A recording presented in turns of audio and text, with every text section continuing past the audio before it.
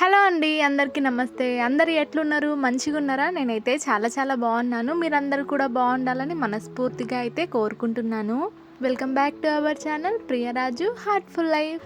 అందరికీ కూడా good morning. అందరూ టిఫిన్లు తాగారా? కాఫీలు తిన్నారా?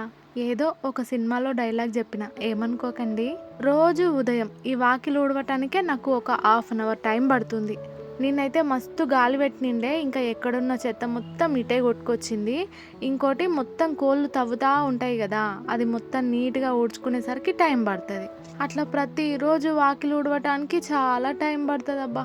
అందుకే మా వాడికి స్కూల్ ఉంటే కనుక ఫస్ట్ ఈ వాకిలి జోలికి రాను, ఫస్ట్ వంట చేసేసి ఆ తర్వాతే వస్తా. ఈరోజు కూడా స్కూల్ ఉంది, కాకపోతే ఈరోజు కొంచెం తొందరగా లేచిన, అందుకని ముందు వాకిలి ఊడ్చేసాను. ఈరోజైతే ఉగ్రని చేద్దాం అనుకున్నాను, ఇంకా తొందరగానే అయిపోతుంది.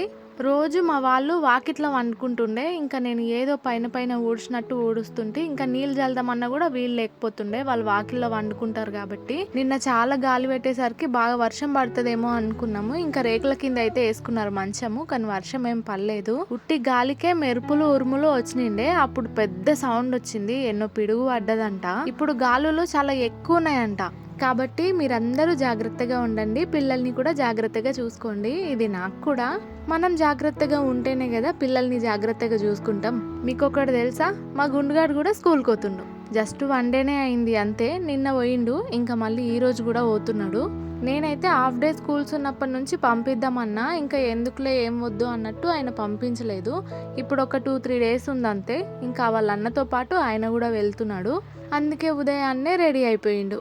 ఇక వాళ్ళని తినమని చెప్తే బస్ వచ్చేస్తుంది, వీళ్ళేమో తినరు, అలాగే వెళ్ళిపోతున్నారు. అందుకని ఇంకా ఈరోజు అయితే ఇద్దరికి నేనే తినిపిస్తున్నా.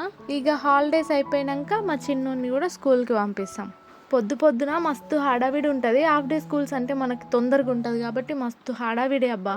అందుకే రోజు మార్నింగ్ వీడియో స్టార్ట్ చేయట్లేదు, పిల్లలు వెళ్ళిపోయిన తర్వాత స్టార్ట్ చేసుకుంటున్నాను. అంటే 2-3 కామెంట్స్ చూసినా మీ ముగ్గురు మిస్ అవుతున్నామని, అయితే లేట్గా స్టార్ట్ చేస్తున్నాను వీడియో, అందుకోసం అది షూట్ చేయట్లేదు నేను. ఆల్రెడీ బస్ వచ్చింది, మా వాళ్ళేమో మెల్లగా చేస్తారు. మా ఆయన చేతుల నుంచి కర్చీఫ్ గుంజుకొని పెడితే నాకు ఒక రీల్ గుర్తొచ్చింది, ఓపిక అనమాట. ఆయననేమో మెల్లగా మడత పెడదామని చూస్తుండు, నేనేమో ఈయన లేట్ చేస్తున్నాను గుంజుకొని బ్యాగ్లో కుక్కేసిన. ఈ మధ్య పేషెంట్స్ మీద ఇలాంటి ఒక రీల్ కూడా వైరల్ అయినాయి. కొంతమంది పిల్లలు అల్లరి చేసేటోళ్ళు బాగా చదువుతారు, కొందరేమో మొద్దుంటారు. మా చిన్నోడు ఎట్లయితాడో చూడాలి. ఇంకా వాళ్ళందరూ వెళ్ళిపోయిన తర్వాత నా చిట్టి తల్లి ఒక్కతే అయింది, అంటే నేను తోడున్నానులే, వాళ్ళ అన్నోళ్ళు లేరు అంటున్నా. బొట్టు పెట్టినా కానీ పొద్దటి వరకు మాయమైపోయింది. వాకిట్లో వ్యూ అసలు ఎంత బాగుందో కదా. నేనైతే ఈ వీడియో ఎడిట్ చేసేటప్పుడు చూశాను, నాకైతే చాలా బాగా అనిపించింది బా. చిన్న చిన్న ముగ్గులు వేసి చూపించండి అని కూడా కామెంట్స్ చూసిన. నేను వేసేవి మ్యాక్సిమం చిన్న ముగ్గులే. ముగ్గు కూడా అయిపోయింది, వీలైతే తెప్పించుకోవాలి. అంటే అమ్మ ఊరు వస్తుంది, అమ్మ వచ్చేటప్పుడు అమ్మతో వీలైతే తెప్పించుకోవాలి. బస్ స్టాండ్కి మా ఊరు ఆటోలకి వస్తుంటే మధ్యలో అయితే ముగ్గు దొరుకుతుంది, నడుచుకుంటూ వస్తే దొరుకుతుంది అనమాట. కానీ ఆడ నుంచి నడుచుకుంటూ రావటం కష్టము, ఆటో ఎక్కుతాము, అందుకే తెచ్చుకోవటం ప్రతిసారి మిస్ అయిపోతాం. ఇంకా అది పిల్లల్ని పట్టుకొని పిల్లల్ని ఎత్తుకొని నడవాలంటే ఇంకా రిస్క్. కొన్నిసార్లు ఎంత పెద్దగా ముగ్గేసినా సరే వాకిట్లో అసలు కళ అనిపించదు. కానీ కొన్నిసార్లు నువ్వు చిన్న ముగ్గేసినా సరే మంచిగా అందులో పసుపు కుంకుమ కలర్స్ పెట్టేసుకో, అసలు వాకిలంతా నిండుగా అనిపిస్తుంది. నేనైతే సంక్రాంతి పండగకి తీసుకున్న కలర్స్ అలాగే ఉన్నాయి, ఏ పండుగకి వేద్దామన్నా సరే కుదరట్లేదు నాకు. అంటే నేనే కొంచెం లేట్ చేస్తున్నానులే. నైట్ జుట్టుకి బాగా ఆయిల్ పెట్టుకొని పడుకున్నా, ముఖం అంతా ఆయిల్ అయిపోయింది. నేను హెయిర్కి ఎంత ఆయిల్ పెట్టుకున్నా సరే అసలు కొంచెం సేపటికి పెట్టుకున్నట్టే అనిపించదు అనమాట, మొత్తం పొడి పొడిగా అనిపిస్తుంది. కానీ ఫేస్ మాత్రం ఎప్పుడు ఆయిల్గా కనిపిస్తూనే ఉంటుంది. హెయిర్కి ఆయిల్ పెట్టుకున్నా సరే పెట్టుకోకపోయినా సరే నా స్కిన్నే అంత. చిన్న ముగ్గు వేసేసా, బాగుందా? బాగేసానా? కొలాయి నీళ్ళు అయితే వస్తున్నాయి, ఇంకా బిందెలో నీళ్ళు అయితే పట్టాలి. కొన్ని నీళ్ళు అయితే ఉన్నాయి, ఊరికే బయట పారేయటం ఎందుకులే అని ఇంకా అవి తీసుకొచ్చి మొక్కలకైతే నీళ్ళు పోస్తున్నాను.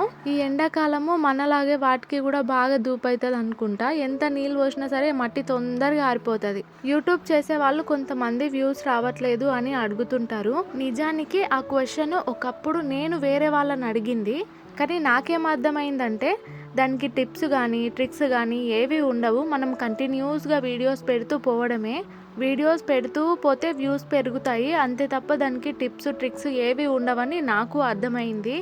నేను వేరే వాళ్ళవి చూసి బాధపడేదాన్ని. అరే! వాళ్ళకి వ్యూస్ వస్తున్నాయి. నాకెందుకు రావట్లేదు? ఏమైనా టిప్స్ ఉంటాయా? ట్రిక్స్ ఉంటాయా? అట్లా చాలా అనుకునేదాన్ని. ఒక్కటి పాటించిన అంటే నా వీడియోని నా ఫోన్‌లో గాకుండా మా ఆయన ఫోన్‌లో పెట్టి వదిలేసేదాన్ని. ఒక్కసారికి ఒక్క వ్యూనే కౌంట్ అయితది. అయినా సరే నేను మళ్ళీ మళ్ళీ ఓపెన్ చేసి పెట్టి పక్కకు పెట్టేసేదాన్ని. మా ఆయన అయితే ఫోన్ గుంజుకుంటుండే నెట్ అయిపోగొడుతున్నామని. ఇంకోటి కూడా అడిగిర్రు, వైఫై పెట్టించుకున్నారు కదా ఫోన్‌కి బ్యాలెన్స్ ఏమి ఏపించుకోని అవసరం లేదా అని. కానీ ఏపించుకోవాలి. ఫోన్‌లో బ్యాలెన్స్ అయిపోయిందంటే మనకు ఒక్క రోజుకే ఇన్‌కమింగ్ అనేది కట్ అయిపోద్ది కదా! అందుకోసమని ఇంకా బ్యాలెన్స్ అయితే ఏపించుకోవాలి. కాల్స్ రావు పోవు. నెట్ బ్యాలెన్స్ ఏపించుకోకపోయినా కనీసం కాల్స్ కోసమన్నా ఏపించుకోవాలి. లేకపోతే పూర్తిగా కట్ అయిపోద్ది.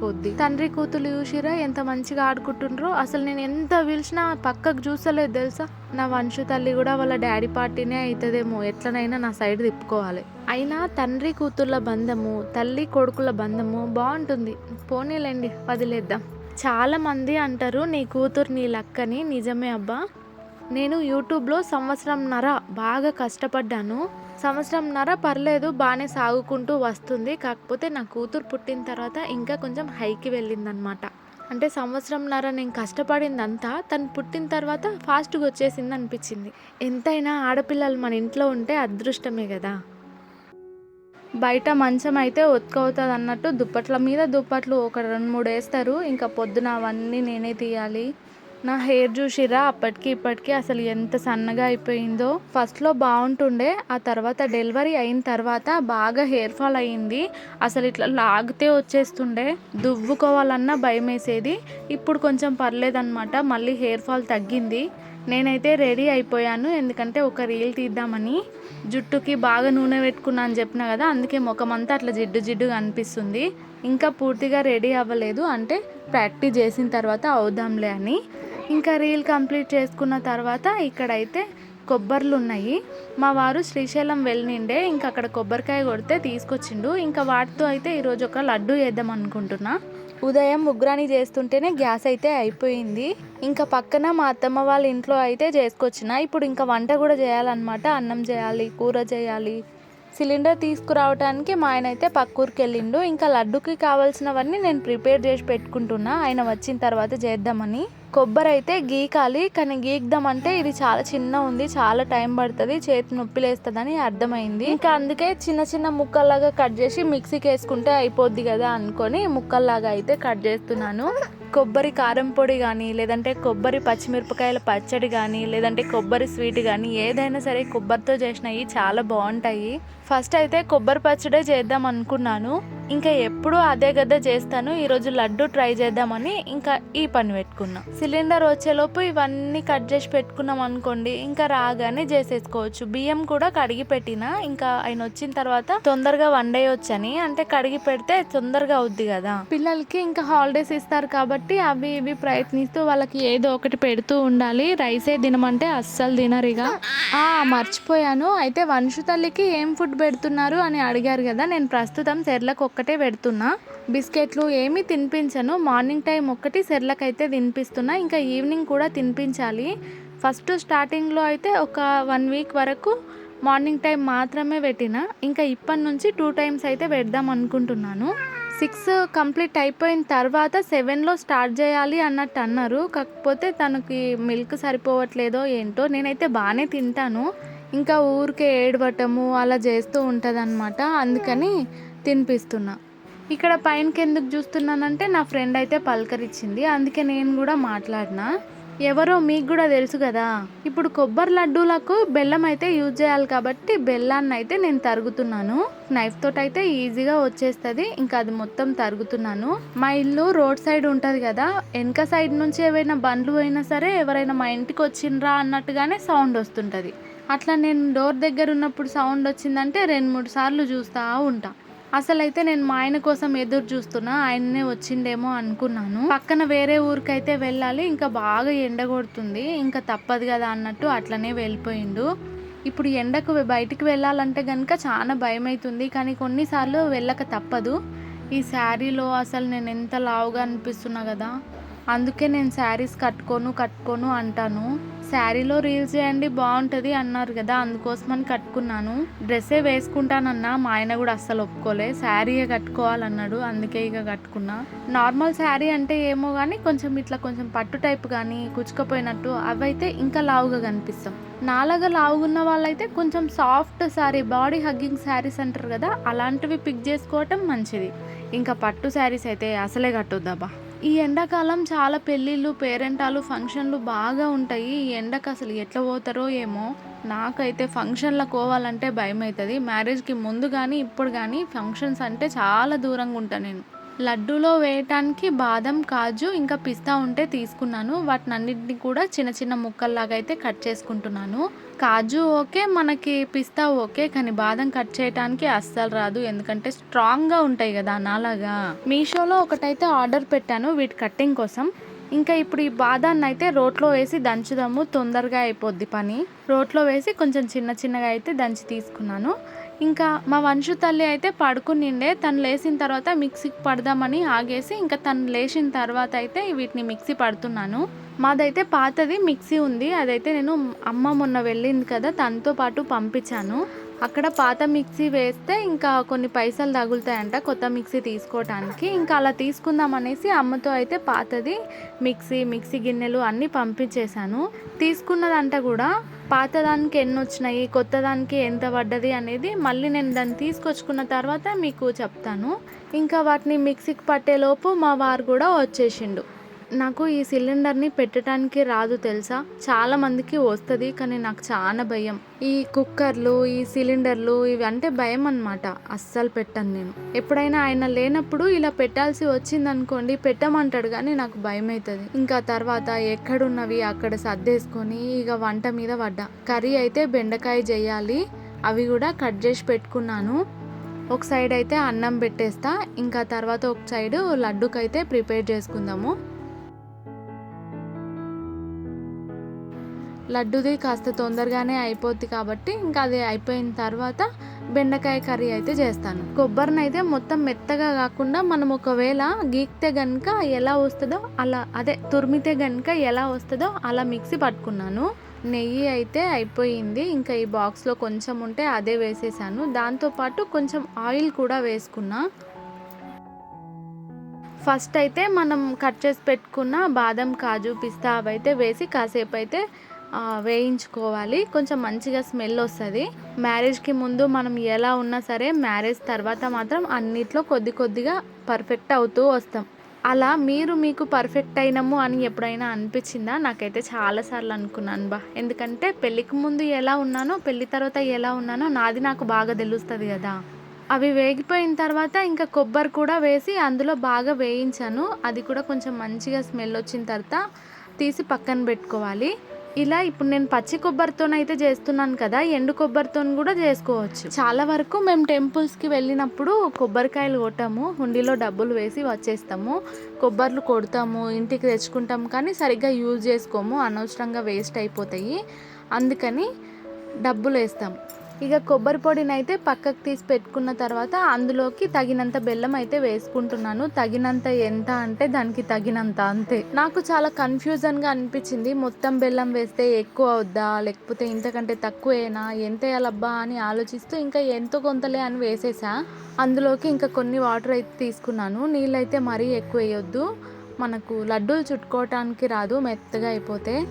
ఇంకా ఈ బెల్లం మొత్తం మరిగి కొంచెం పాకంలాగా అయిపోయిన తర్వాత చేత్తో చూస్తే ఇట్లా గమ్ములాగా అతుక్కున్నట్టు అయిపోద్ది కదా, తీగ పాకం అలా వచ్చేంత వరకు మరిగించుకున్నాను.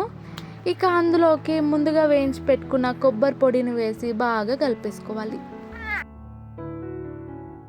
ఇంకా ఇది బాగా మొత్తం కలిసిపోయే విధంగా బాగా కలుపుతూ ఉండాలి. కొంచెం గట్టి పడుతుంది. ఇంకా అది కొంచెం గట్టి పడ్డాక స్టవ్ అయితే ఆఫ్ చేసా.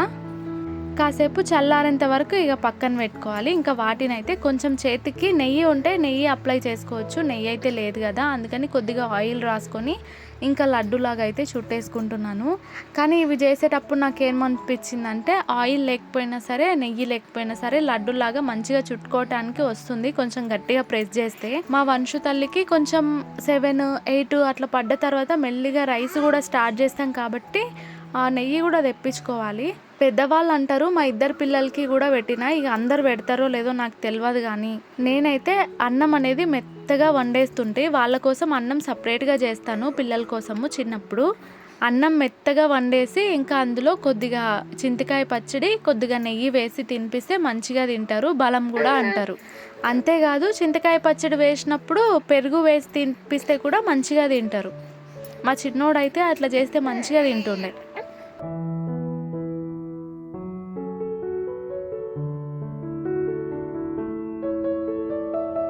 ఒకటి రెండు లడ్డూలు ప్రిపేర్ చేయాలంటే నాకు హ్యాండ్ ఇంత గుంజుతుంది. అసలు చాలా చేసేటోళ్ళు ఎట్లా చేస్తారో ఏమో అబ్బా. లడ్లు చుట్టాలంటే చాలు హ్యాండ్ అయితే బాగా పెయిన్ వస్తుంది. అట్లే కష్టపడి కొన్నే కదా ఇక చుట్టేశాను. నాతో అయితే 2 కొబ్బర్లు ఉండే, ఆ 2 కొబ్బర్లకి ఇంకా గివే అయినాయి లడ్డూలు అయితే. మనము కొన్ని డేస్ వరకు స్టోర్ అయ్యేలాగా ఉండేలా చూసుకుంటాము, కానీ అన్ని రోజులు మన ఇంట్లో ఉంటాయా? ఉండవు. ఇంకా ఉండేది మనం నలుగురం కాబట్టి చెరో 2 లడ్డూలు తీసుకున్నా, ఇక అవి మిగిలవు. చాలా బాగొచ్చినాయి అబ్బా, నిజంగా ఎక్స్పెక్ట్ చేయలే. తినగా వేము తీయనుండు, చేయగా వంటలు ఈజీగుండు. అబ్బా భలే చెప్పిన కదా. ఇంతకీ ఎట్లొచ్చినాయి? బాగా వచ్చినాయా? చెప్పడం మర్చిపోయాను, వేసుకుంటే యాలకుల పొడి కూడా వేసుకోవచ్చు, ఫ్లేవర్ కోసం బాగుంటుంది. నేను వేయలేదు. టేస్ట్ అయితే చాలా బాగా వచ్చిందబ్బా. మీరు కూడా ట్రై చేస్తే ఎట్లుందో చెప్పండి. పాప అయితే ఊకే కూర్చుంటానంటది. కాళ్ళ మీద అయితే పడుకోబెట్టాను. ఇంతసేపు పైనకి లేవటానికి ప్రయత్నించింది. నేను ఫోన్ పట్టుకునేసరికి సైలెంట్గా చూస్తుంది. చాలా మంది అంటున్నారు పడుకోబెట్టి తినిపించొద్దు, కూర్చోబెట్టి తినిపించాలని. తలకాయ ఇట్లా కిందికి వేస్తుంది, అసలు తినిపించడానికే రాదు. ఇంకా అటు ఇటు తిప్పుతూనే ఉంటుంది. బాగుందావే మిక్సీకా ఏం సడమా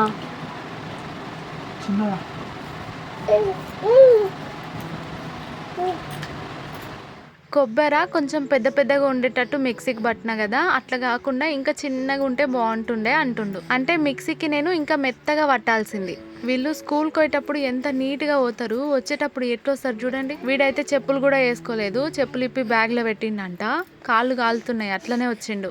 ఇంకా ఇంట్లో అయితే మంచం సర్దుతున్నాను, పాపనైతే ఇక్కడ పడుకోబెడదామని. ఈ బ్లౌజు నేను స్నాప్డీల్లో తీసుకున్నాను. ఇలాంటి బ్లౌజులు వేసుకుంటే శారీస్కి మంచిగా లుక్ వస్తుంది. కాకపోతే నేను ఎం సైజ్ పెట్టుకున్నాను, ఎం కాకుండా ఎస్ పెట్టుకుంటే బాగుండు అనిపించింది. కొంచెం లూజ్ అనిపిస్తుంది నాకు, ఇంకా స్టిచ్చెస్ పడతాయేమో చూడాలి. ఈ శారీ రివ్యూకి తీసుకున్నాను కదా, రిటర్న్ పెట్టేశాను, కానీ నాకు బాగా నచ్చింది, అందుకే నేను మళ్ళీ ఆర్డర్ పెట్టుకొని తీసుకున్నా. శారీస్ నేను ఎక్కువగా కొన్నాను, ఏదైనా కొన్నాను అంటే అది నాకు బాగా నచ్చిందని అర్థం. ఈ రూమ్లో అయితే ఎక్కువగా మా ఆయన వాడుకుంటాడు. ఇంకా ఆయన ఉన్నాడంటే ఆయనతో పాటు పిల్లలు కూడా వస్తారు, ఇక మొత్తం ఇట్లా చేసి పెడతారు. అలాగే వదిలేస్తేనేమో చూస్తూ ఉండాలనిపించదు. మెత్తలు కనుక ఇంట్లో లేవనుకోండి, బయటికి వెళ్ళి ఏడ తెచ్చుకోవాలని పక్కన ఉండే బట్టల బ్యాగ్ గుంజుకొని వేసుకుంటాడు. ఇక అన్నీ సర్దుకోవాలి బా. మా ఇంట్లో ఉన్నది 4 చిన్నపిల్లలు కాదు, 5.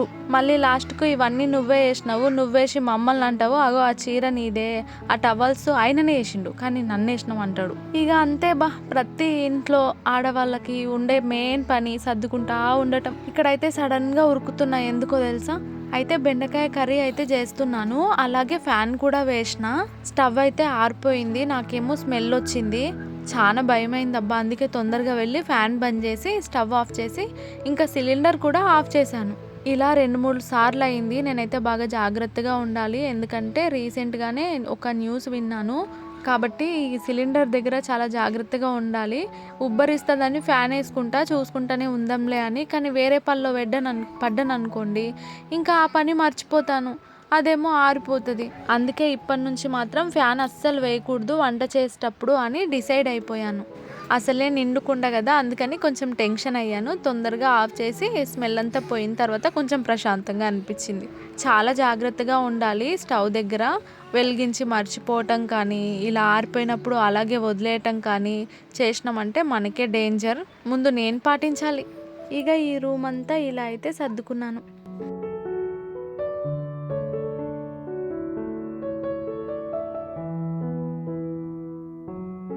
ఇంకా ఆ తర్వాత రెడీ అయిపోయి నాగర్ కర్నూలుకి అయితే చిన్న పని మీద వచ్చినాము. అలాగే ఒక టాప్ అయితే తీసుకుందామని చూస్తున్నా. టాప్స్ అయితే అన్నీ కూడా 700 అబోనే ఉన్నాయి. నార్మల్గా తీసుకుందామంటే అస్సలు లేవు. చాలామంది నేను రివ్యూస్ చేస్తాను కదా, అవి నాతోనే ఉంటాయి అనుకొని ఎన్ని కొంటావు, ఎప్పుడు కొనుక్కుంటూనే ఉంటావా అన్నట్టు ఫీల్ అవుతారు. కానీ నేను కొనేది మాత్రం చాలా చాలా తక్కువ. నిజానికి నన్ను పీస్ది అనుకుంటారు అనమాట, అంత తక్కువగా కొంటూ ఉంటా. ఎక్కడికి వెళ్ళేది లేదు, ఎప్పుడు ఇంటి దగ్గరనే ఉంటాను. దానికి ఇంకా మళ్ళీ మళ్ళీ కొనటం ఎందుకు అని ఊరికే తీసుకోవాలనిపించదు. ఎక్కడికైనా బయటికి వెళ్తున్నాం అనిపించిన టైంలోనే తీసుకోవాలనిపిస్తుంది. ఇంకా ఆ తర్వాత లేడీస్ కార్నర్ దగ్గరికి అయితే వెళ్ళాను. చాలామంది అన్నారు నల్ల పూసలది తీసేసుకొని చైన్ది వేసుకోండి బాగుంటుంది అని. ఈ ఎండాకాలం వేసుకోవాలంటే కొంచెం భయంగానే ఉంది. చూద్దాం, ఒకసారి అయితే వాడి చూద్దాము. ప్రాబ్లం అనిపిస్తే కనుక మళ్ళీ తీసివేయొచ్చు అని ఒకటైతే తీసుకుంటున్నాను, గ్యారెంటీది.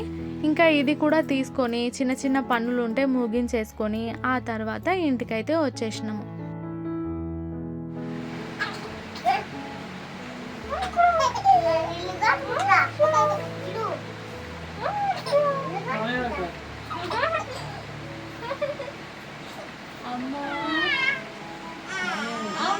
జుట్టు పట్టకమ్మా.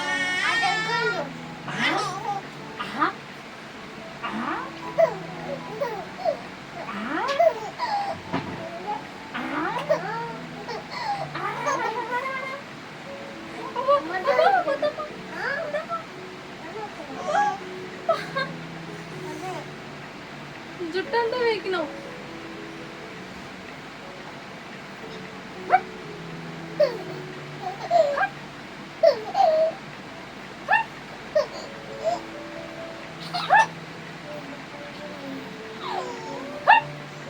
పాపతోని కాసేపు ఇలా ఆడుకుంటే చాలా హ్యాపీగా అనిపిస్తుంది. ఏమైనా టెన్షన్స్ ఉన్నా ఏవి ఉన్నా మర్చిపోవచ్చు. దాంతోపాటు చిన్న చిన్న ఐటమ్స్ తీసుకున్నాను. మా బుడ్డదానికి గాజులు కూడా తీసుకున్నాను, బ్లాక్వి గాజులు కనుక వేస్తే ఇట్లా పూసలు ఉన్నాయి కదా, అవి కట్టకపోయినా పర్లేదు, మంచిగా గాజులు వేయొచ్చు. అందుకని తీసుకున్నాను. కాకపోతే కొంచెం లూజ్గా ఉన్నాయి. అంతకన్నా చిన్న సైజు కూడా ఉండే, చిన్నగా అయితే ఏమో అనుకొని నేను పెద్దవి తీసుకున్నా. మా ఆయన అయితే పాపను ఎత్తుకొని కింద ఉండిండే, ఇంకా నేనేమో పైనకి వెళ్ళి గాజులు తీసుకొని వచ్చిన. అది పైన ఉంటదన్నమాట షాపు. నాకు క్లిప్స్ అన్నా సరే, ఇంకా హ్యాండ్ బ్యాగ్స్ అన్నా సరే కొంచెం పిచ్చి. అవి కూడా వెరైటీ క్లిప్స్ కాదు, నార్మల్ గా చిన్న చిన్నగా బుడ్డి ఉండేటువంటి బాగా ఇష్టం. పాపకి కూడా అన్ని చిన్నగా అయిపోయినాయి. అందుకని ఒక 2 టీ-షర్ట్స్ షార్ట్స్ అయితే తీసుకున్నాను. అలాగే ఇంకా చైన్ కూడా తీసుకున్నాను. ఇంకా తర్వాత రోజైతే వేసుకుంటా. చూద్దాము, నాకు పడితే గనుక అలాగే ఉంచుకుంటాను, లేకపోతే తీసేసి మళ్ళీ బ్లాక్వే వేసుకుంటా.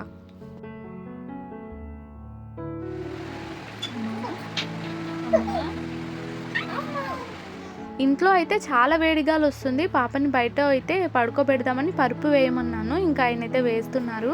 మా చిలిపి ఫైట్స్, గొడవలు ఎప్పుడూ ఉంటూనే ఉంటాయి. నేను ఏదో ఒకటి అడుగుతూ ఉంటాను, ఆయనేమో తిక్కగా సమాధానం చెప్తుంటాడు. ఇంకా అట్లా మనకు ఫైట్ అవుతుంటుంది. టామ్ అండ్ జెర్రీ గొడవలు అనమాట ఇవి. ఇంకా ఇదబ్బా ఈరోజుటి వీడియో కనుక నచ్చితే తప్పకుండా ఒక చిన్న లైక్ ఇవ్వండి. ఇక ఉంటానండోయ్, బాయ్.